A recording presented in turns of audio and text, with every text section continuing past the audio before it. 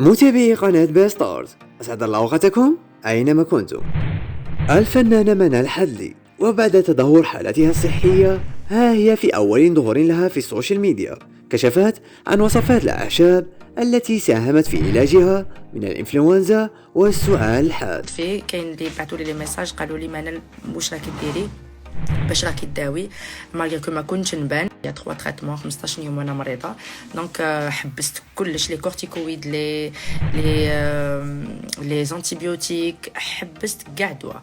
واش درت باش بريت الحمد لله يا ربي بالك حتكون منفعه الناس واحد اخرين راهم مرضى كاع لا ماجوريتي اللي بعثوا لي كي سقسيتكم قلت لكم واش لازم ندير ودبروا عليا واش لازم ندير لا ماجوريتي 90% كامل قالوا لي على بون هذه راهي قدامت شويه هايليك اللفت ودرت فيه بون قطعناه لداخل وخويناها كامل ودرنا فيها لداخل سكر غلاس والشابو تاعها من الفوق حطيناه بون لعبوا به القطوطه كاع داوه وخليته يبات في الليل وغد من داك الصباح كل يوم كل صباح نشرب اجا.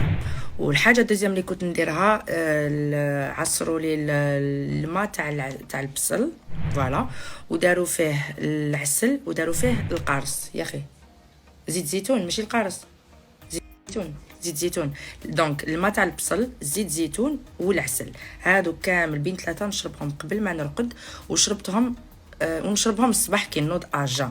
كي نقول لكم لو بروميير جور شفت لي ريزولطا خير من الكورتيكويد وخير منهم. وثاني كنت نشرب زيت الضرو بصح وشنو سي فري كو مليح وايتو بصح كان يزيرني هنا ما على باليش علاش بون هو مليح ايتو مي كاينين اللي بعثوا لي ثاني في لي ميساج قالوا لي ما تكثريش منه.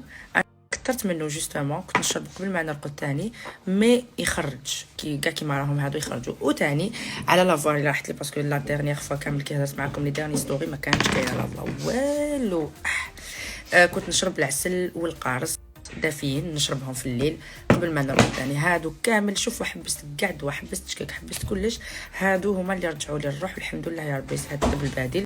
كاينه حاجه قبل ما ننسى كنت نشرب هذا عسيله الوسيله عايلك عسيله الوسيله ميال الوسيله هذا يبيعوا عند العشاب نورمال تلقاوه هذا للسعله ضربه.